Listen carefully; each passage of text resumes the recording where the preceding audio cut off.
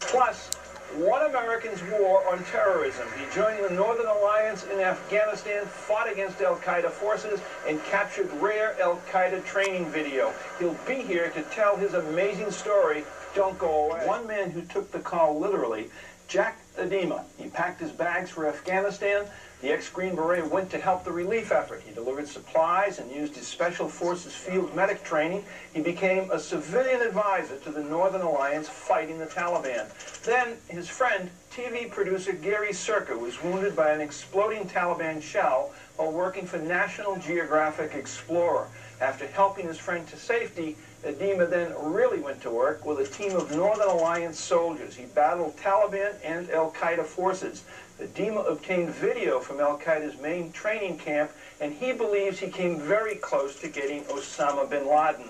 His adventures are chronicled in the new book, The Hunt for bin Laden, by renowned author Robin Moore. It's the story of Task Force Dagger, the Special Operations Forces who took the fight to America's enemies. Jack Idema joins us now. Jack, this is a very brief segment right here before the news break, and when we come back, I want to get into all sorts of things with you. President Clinton, the potential assassination of the president, your discovery of that. But first of all, why did you go to Afghanistan? That was pretty simple, actually. I was from New York, and September 11th, I was watching the second tower burn. I got on the phone, I started calling all my friends in the Army and saying I had to get back in. And about 10 days later, they all said I was too old. About 10 days later, Bush said every American's now a soldier in the war on terrorism, and I was packing for Afghanistan. Author Robin Moore, his exploits and the exploits of many others, I detailed. Jack, the potential assassination of President Clinton, this is one of the things you stumbled across, tapes, documentation having to do with it. What's that all about? When was it supposed to occur? What was the planning for it?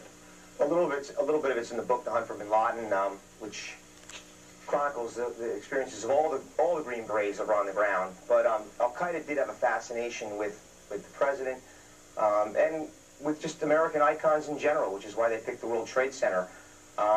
In the tapes that you're watching right now, al-Qaeda was practicing to do motorcade assaults, assassinations on world leaders, as they specifically put it in their own words, on the President of the United States. We know that, in fact, al-Qaeda looked at killing the President of the United States and actually attempted it because of documents that we found that actually related to their training on motorcade assassinations. This here is at the Mir Bachakat camp, which was in Shamali. And Shamali was Shamali Plains is just north of Kabul. The Mir Bachakat camp was very important because in that camp, al-Qaeda trained to use English and to operate in a Western environment. Jack, Khalid Sheikh Mohammed, arrested last Saturday in Pakistan. Who is he? How important is he? And what did he do in al-Qaeda? Well, he's really important because bin Laden set al-Qaeda up like a corporation. I mean, it wasn't really the base, as people translate it to. It was actually more of the organization, the base of operations. He set up CFOs, CEOs, operations officers, and Khalid Sheikh Mohammed was his operations officer. That meant that this guy, although a lot of people say, well, you know, he had nothing to do with the money or the training, actually had everything to do with that. As the operations officer, he decided what they trained for, how they trained, and who got the finances to conduct those operations.